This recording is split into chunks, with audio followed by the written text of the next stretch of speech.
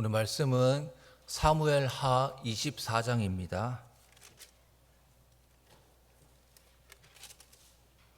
구약 505면에 있는 사무엘하 24장 1절에서 9절, 저 한 절, 여러분 한 절 교독하시겠습니다.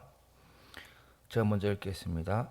여호와께서 다시 이스라엘을 향하여 진노하사 그들을 치시려고 다윗을 격동시키사 가서 이스라엘과 유다의 인구를 조사하라 하신지라. 이에 왕이 그 곁에 있는 군사령관 요압에게 이르되 너는 이스라엘 모든 지파 가운데로 다니며 이제 단에서부터 브엘세바까지 인구를 조사하여 백성의 수를 내게 보고하라 하니, 요압이 왕께 아뢰되 이 백성이 얼마든지 왕의 하나님 여호와께서 100배나 더하게 하사 내 주 왕의 눈으로 보게 하시기를 원하나이다. 그런데 내 주 왕은 어찌하여 이런 일을 기뻐하시나이까 하되, 왕의 명령이 요압과 군대 사령관들을 재촉한지라. 요압과 사령관들이 이스라엘 인구를 조사하려고 왕 앞에서 물러나 요단을 건너 갓 골짜기 가운데 성읍 아로엘 오른쪽 곧 야셀 맞은 쪽에 이르러 장막을 치고 길앗에 이르고 다띠 후시 땅에 이르고 또 다냐 안에 이르러서는 시돈으로 돌아 두로 견고한 성에 이르고 히 사람과 가나안 사람의 모든 성읍에 이르고 유다 남쪽으로 나와 브엘세바에 이르니라. 국내를 다의 숨은 말에 예루살렘에 이르러. 9절 같이 읽겠습니다. 요압이 백성의 수를 왕께 보고하니,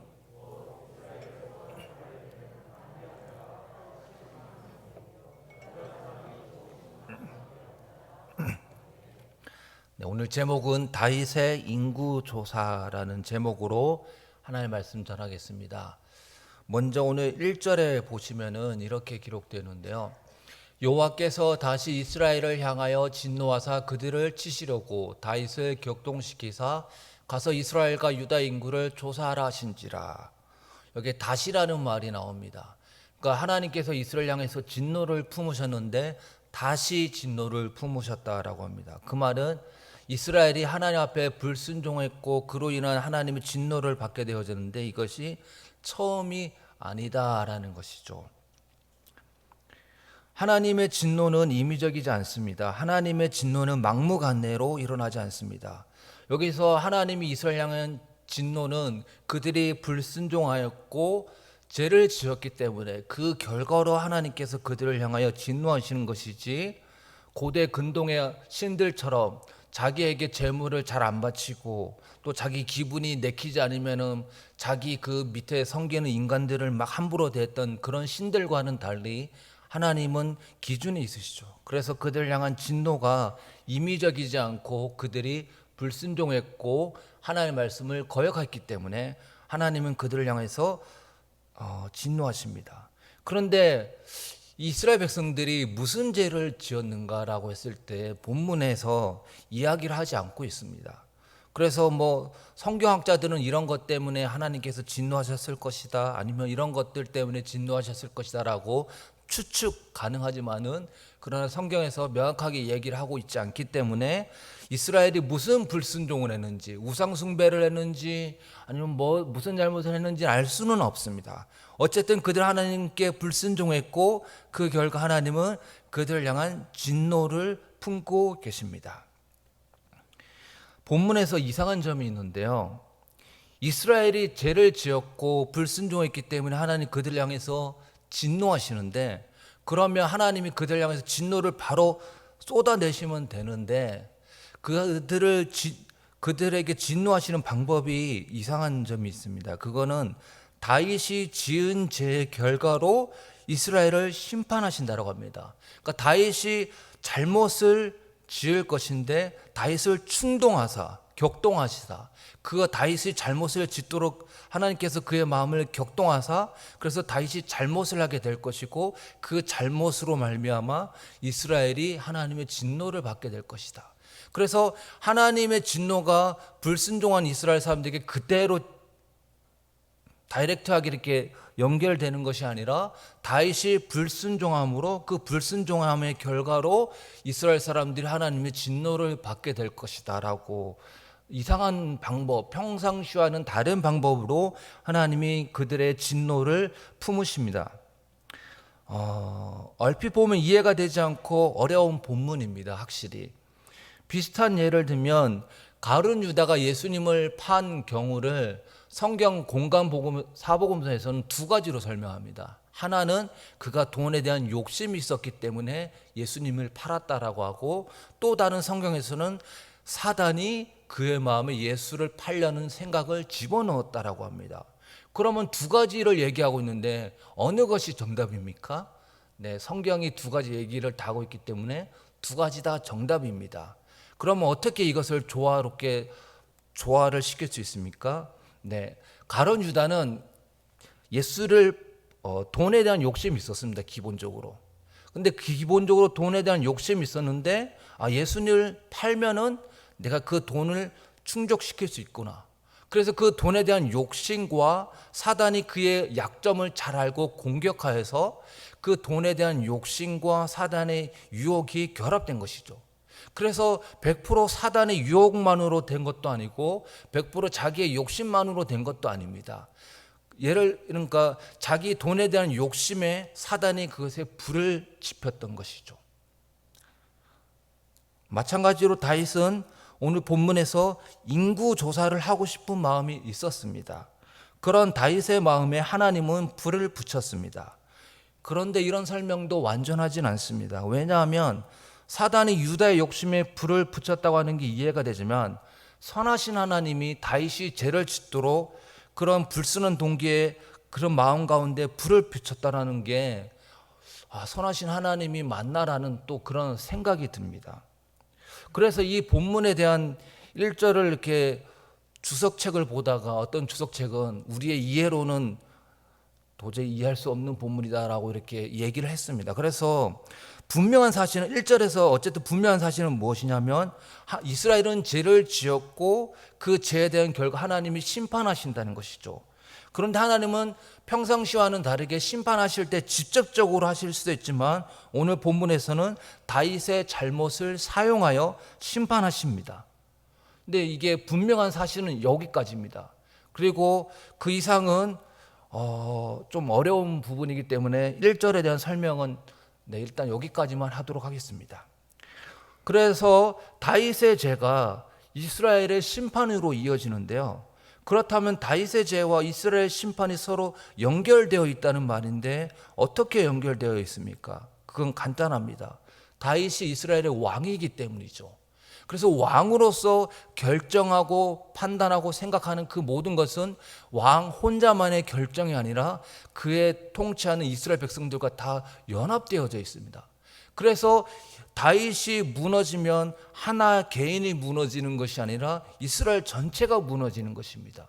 그래서 하나님은 그의 마음을 격동시키시사 다윗이라는 한 명이 잘못을 범했지만은 그러나 그 다윗의 한 명의 잘못이 서로 왕과 백성 서로 긴밀하게 연결되어져 있기 때문에 단순히 한 사람의 죄가 아니기 때문에 그리고 왕으로서 이스라엘을 대변하며 서로 맞물려 있기 때문에 다윗의 죄는 이스라엘과 공동의 운명, 공동의 배를 타고 있었던 것이죠.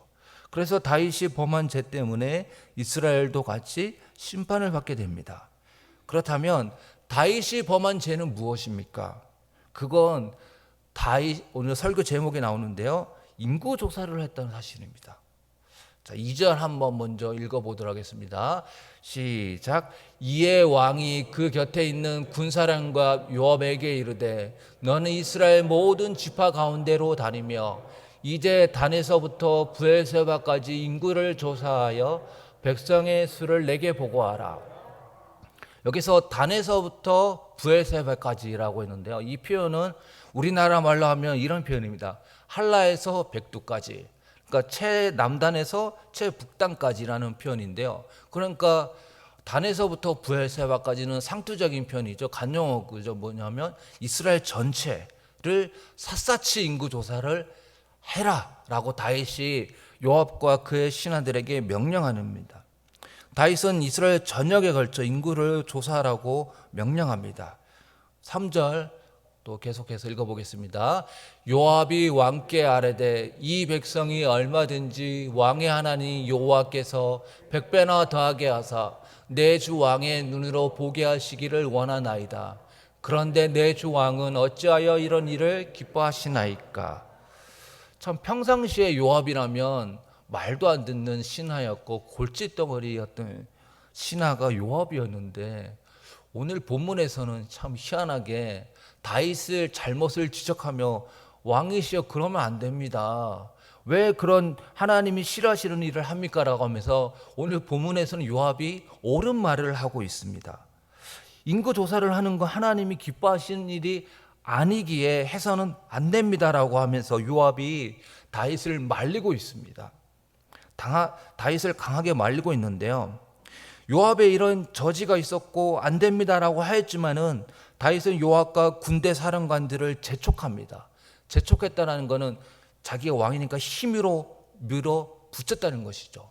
그래서 요압도 신하였기 때문에 다윗이 왕으로서 힘으로 밀어붙이니까 재촉하니까 어쩔 수 없이 인구조사를 하게 되었습니다. 인구조사를 한 기간이 8절에 보면은 9달 20날이라고 하는데요. 이만큼 인구조사를 한 기간이 짧은 시간이 아니었습니다. 이 긴 시간 동안 인구조사를 하게 되어졌는데 그동안 해결할 기회가 분명히 있었지만 다윗은 그러지 않고 계속적으로 인구조사를 시켜 나갔다는 것이죠. 자, 그러면 여기서 의문이 드는 건 인구조사가 왜 잘못입니까? 무엇 때문에 그렇게 하나님이 싫어한단 말입니까? 이 인구조사는 전쟁에 나갈 수 있는 군사를 측정하는 것입니다. 이 인구조사는 하나님을 의지하는 행위가 아니었기 때문입니다. 물론 민수기 1장에 보면 하나님이 백성들에게 출애굽한 백성들에게 인구조사하라고 시킵니다. 그래서 민수기인데 이게 영어로는 넘버스라고 되어 있죠. 넘버스는 숫자라는 말입니다. 왜 숫자라는 말이냐면 민수기에 숫자에 사람들을 계수하고 파악하는 게 많기 때문에 영어 성경에는 넘버스, 민수기라고 되어 있는데요. 그만큼 민수기에는 하나님께서 모세에게 백성들 계수하라라고 직접적으로 얘기하십니다. 그런 경우는 하나님께서 직접적으로 명령하셨고 정확한 객관적 어떤 판단을 하기 위해서 인구조사를 하라고 하신 것입니다. 그거는 문제가 되지 않습니다. 그런데 오늘 본문에서는 하나님이 명하시지도 않았는데 다윗이 먼저 인구조사를 하겠다고 하였습니다. 그러한 마음 저변에는 하나님을 의지하기보다 싸움에 나갈 만한 자가 얼마인지를 알고자 하는, 그래서 하나님보다 그의 군사를 의지하고 싶은 마음이 깔려 있습니다. 내 군사가 이만큼이구나.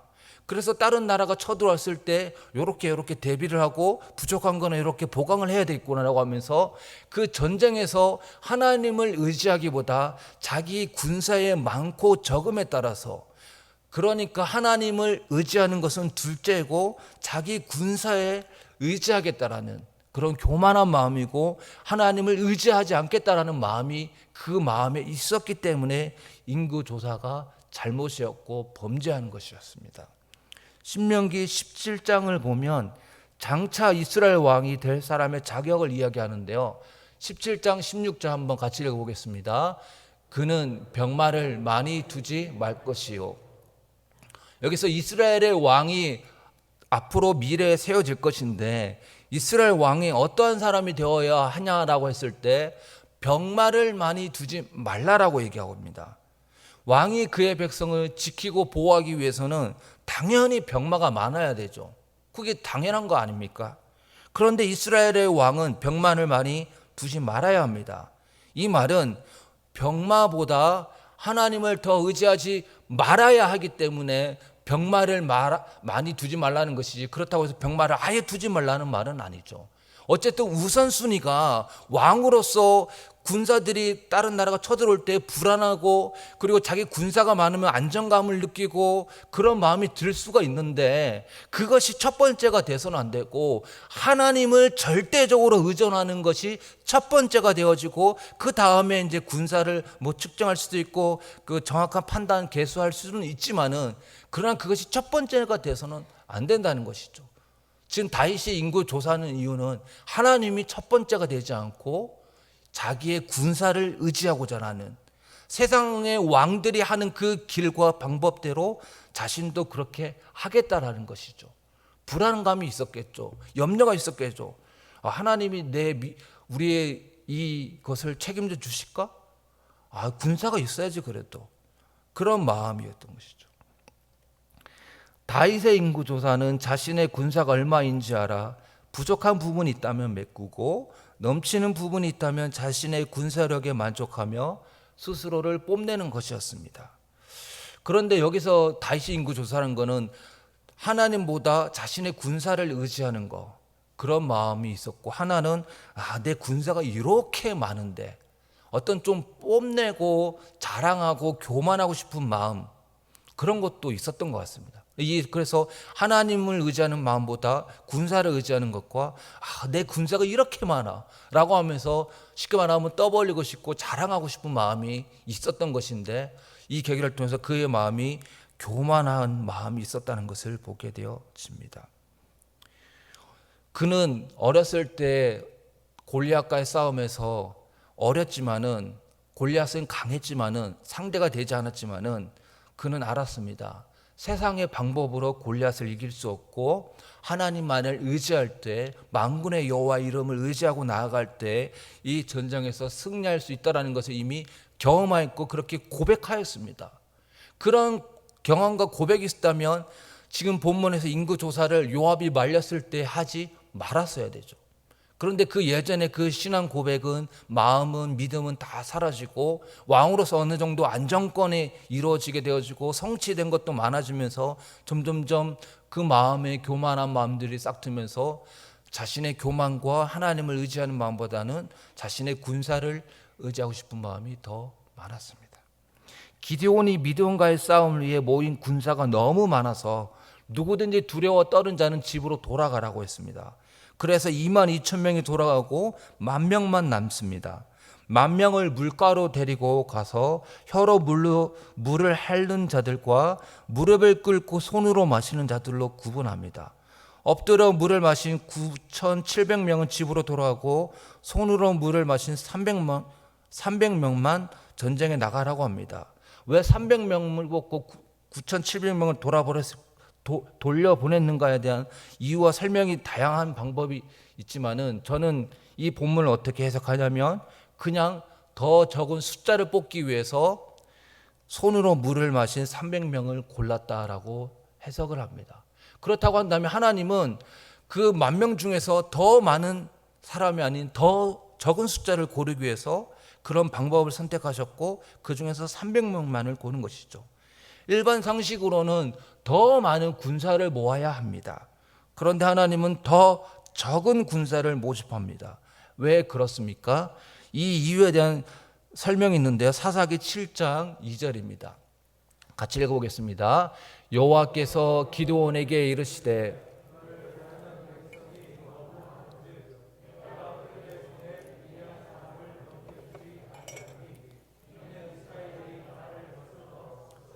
자랑하기를 내 손이 나를 구원하였다 할까 함이니라. 너무 많으면 뭐라고 합니까?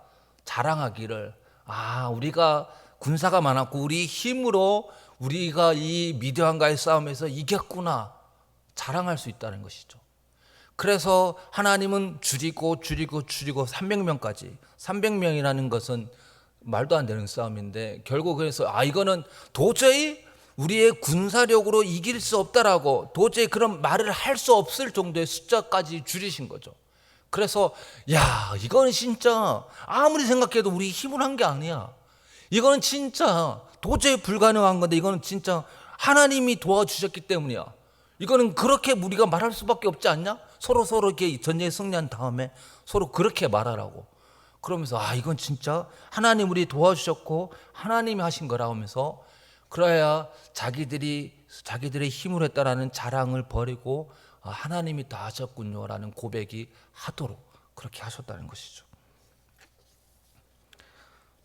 제가 새벽 기도회 때 나누었던 이야기인데 다시 한번 하고자 합니다. 대학교 때 친하게 지낸 여자 후배가 있었습니다. 결혼을 한다고 해서 제가 연락을 했고 서로 오랜만에 이 통화를 해서 이런저런 이야기를 나누었습니다. 이제 이야기를 쭉 하다가 이제 목소리 톤이 바뀌면서 좀 진지한 톤으로 기도 제목이 있다는 것입니다. 순간 보통의 기도 제목이 아니겠는데 순간 마음속으로 생각하고 그래 뭔데라고 하니까 자기가 이제 유방암 1기라는 겁니다. 근데 이제 그 다음 달에 지금 11월 달에 결혼을 해야 되거든요. 결혼을 해야 되는데 지금 이제 결혼을 얼마 앞둔 상황에서 자기가 유방암 1기를 맞아가지고 병원에 갔는데 별로 아프지도 않고 전이도 많이 안 됐고 그래서 그때는 이제 통화할 때는 수술을 안 했는데 지금 하고 나서 연락하니까 수술하고 다 잘 되고 이제 잘 회복이 되어졌다고 합니다. 이제 다만 이제 38인데 2년 동안 아기를 못 가진다고 해서 이제 40의 아기를 가져야 되고 이제 그런 것들이 있는데 이제 이 자매가 이렇게 얘기합니다. 왜 결혼을 한 달 앞둔 이 시점에 물론 이제 의사 선생님 말로는 전이도 많이 안 됐고 수술하면 회복이 될 것 같다고 하는데 어쨌든 이런 어려움을 주셨을까요? 하나님의 뜻은 무엇일까요? 라고 질문하면서 그러면서 이것을 자기 예비 신랑에게 말하고 시부모님들에게 말을 했는데 이게 거절당하거나 이런 어떤 어떻게 하지 좀 부정적인 말을 들으면 어떡하지 이런 걱정하는 마음이 있었는데 다행히 같이 기도하자고 하면서 오히려 더 걱정하지 말라고 같이 어려움 뚫고 나가자 하면서 시부모님도 그렇고 예비신랑도 같이 더 서로 기도하고 정말 그러면서 이 자매는 이 형제가 정말로 나에게 하나님이 붙여주신 정말 이 어려울 때도 같이 기도하고 서로 헤쳐나가려고 하는 그런 모습 보면서 하나님이 정말로 나를 짝지어 주신 배필이구나 하는 것을 더 확신하게 되었다고 하면서 이런 어려움의 시간들을 통해서 하나님이 함께 하시는구나라는 것을 더 경험하게 되어졌다라고 얘기를 합니다.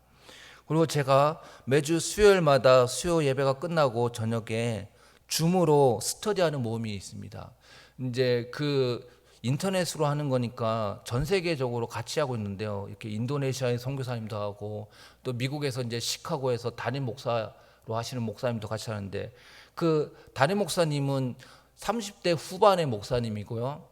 이제 여러 차례 인공 수정 이런 방법을 시도했지만은 다 이렇게 계속 안 되고 어렵게 착상이 되어서 기뻐했는데 결국 유산이 되어졌습니다.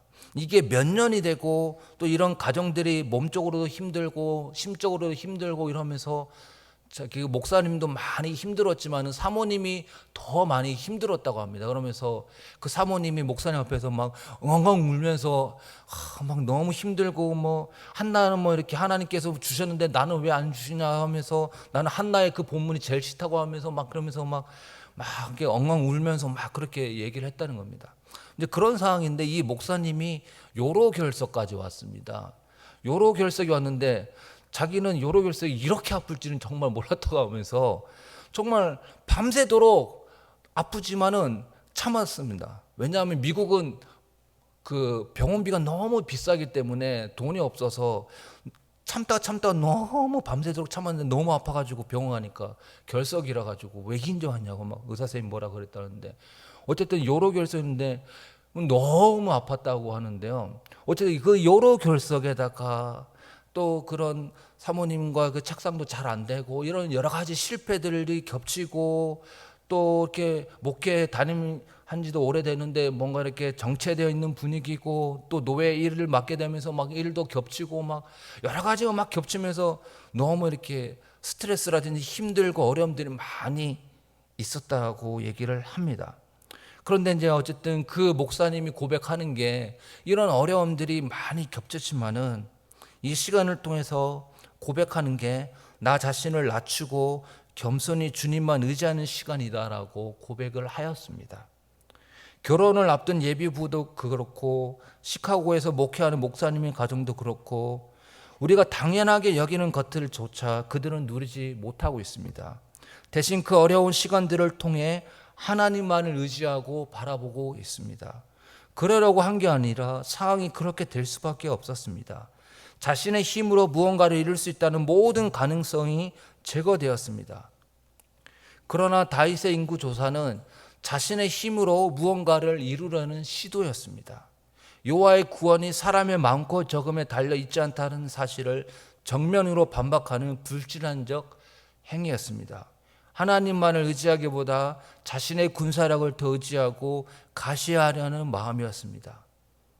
그러나 우리는 이런 마음이 아니라 여호와의 능력과 힘이 부족하다라고 생각하여 인간적인 힘을 모으는 데 몰두하기보다 하나님만을 의지하는 인생이 될 수 있기를 바랍니다.